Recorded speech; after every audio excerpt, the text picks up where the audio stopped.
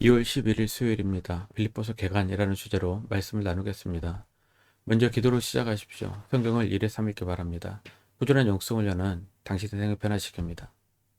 첫 번째, 고난 속의 편한 기쁨. 사랑하는 성도 여러분, 안녕하십니까? 오늘도 주님이 주시는 새 아침이 밝았습니다. 오늘부터 우리는 사도 바울이 쓴 참 아름다운 편지, 빌립보서의 숲을 거니는 시간을 가지려고 합니다.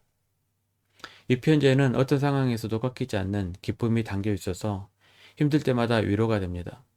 바울은 지금 감옥에 있습니다. 하지만 그는 그 고난을 뛰어넘어 우리에게 기쁨의 메시지를 전하고 있습니다. 빌립보서 4장 4절입니다. 주 안에서 항상 기뻐하라. 내가 다시 말하노니 기뻐하라. 우리가 빌립보서라는 숲 전체를 먼저 이해하고 나면 이 나무 하나하나가 얼마나 더 깊고 진한 의미인지 깨닫게 될 것입니다. 두 번째, 편지의 배경. 로마 감옥의 바울. 이 편지를 쓴 사람은 다들 아시는 것처럼 사도 바울입니다. 바울은 이 편지를 로마의 감옥에서 썼습니다. 학자들은 대략 주 62년에서 63년경 바울이 로마에 1차로 투옥되었을 때 쓴 것으로 봅니다. 성경을 보면 재미있는 단서들이 나옵니다. 바울은 시대라는 표현과 가이사의 집 사람이라는 말을 씁니다. 여기 시대는 로마 황제를 호위하는 최정예 근위대를 말하고 가이사는 로마 황제를 뜻합니다. 즉 바울은 지금 로마 제국의 심장부 황제의 통치 아래 갇혀 있다는 뜻입니다. 그런 참 신기한 것은 이곳에서의 바울의 생활입니다. 사도행전의 기록을 보면 바울은 감옥에 있었지만 비교적 자유로웠습니다. 일종의 가택연금 상태였던 것이죠. 원래대로라면 황제에게 상소한 지수는 끔찍한 감옥에 갇혀야 했지만 하나님께서는 신비한 손길로 바울을 지키셨습니다. 그 덕분에 바울은 감옥 밖의 새방 같은 곳에 머물며 자기를 찾아오는 사람들에게 마음껏 복음을 전할 수 있었습니다. 몸은 갇혀 있었지만 복음은 갇혀 있지 않았던 것입니다. 바로 그곳에서 바울은 빌립보 교회를 생각하며 펜을 들었습니다. 세 번째, 수신자 빌립보라는 도시와 교회. 그럼 이 편지를 받은 빌립보는 어떤 곳이었을까요? 빌립보는 로마의 축소판과 같은 도시였습니다. 알렉산더 대왕의 아버지인 빌리비세가 세운 도시였는데 나중에 로마의 식민지가 되었습니다. 역사적으로 보면 로마 황제 아우구스투스가 내전에 승리한 뒤 자신의 군대들을 이곳에 정착시켰습니다. 그래서 빌립보는 로마의 법과 행정체계를 따르는 자부심이 대단한 도시였습니다. 사람들은 로마 시민이라는 것을 큰 자랑으로 여겼고 로마 황제에 대한 충성심도 각별했습니다. 지리적으로도 유럽과 아시아를 잇는 중요한 도로 위에 있어서 무역과 상업이 발달한 부유한 곳이었습니다. 하지만 우리에게 더 중요한 의미는 종교적 특징입니다.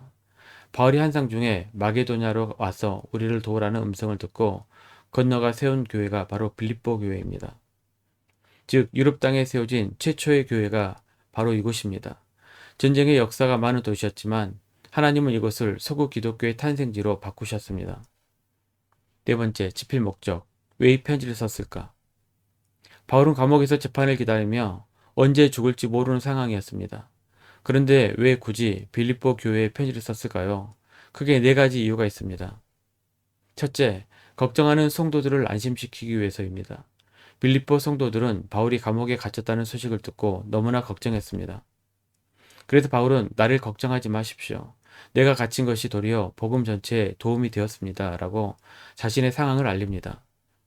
둘째, 감사 인사를 전하기 위해서입니다. 빌립보 교회는 감옥에 있는 바울을 돕기 위해 에바브로디도 편에 헌금을 보냈습니다. 바울은 그 사랑에 깊이 감동했고 정중하게 감사를 표하고 싶었습니다. 셋째, 교회 하나됨을 위해서입니다. 들려오는 소식에 가면 빌립보 교회 안에 다툼과 내분이 있었습니다. 바울은 그들이 한 마음이 되기를 간절히 원했습니다. 넷째, 거짓 교사들을 경계하기 위해서입니다. 당시 교회 안팎에는 잘못된 가르침을 전하는 사람들이 있었습니다.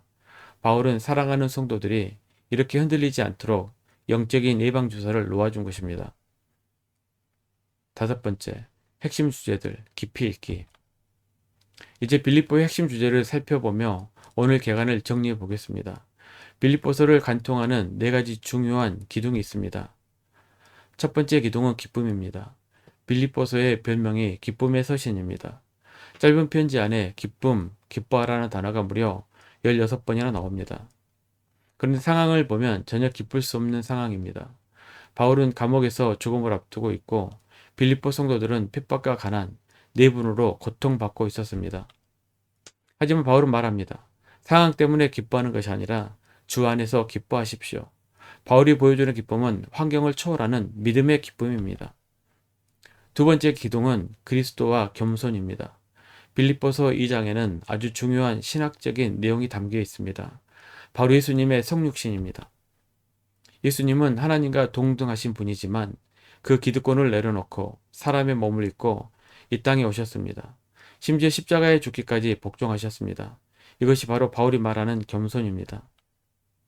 세상은 자기를 높이는 것을 능력이라고 말하지만 성경은 자기를 비우고 남을 나보다 낮게 여기는 것이 진짜 능력이라고 말합니다.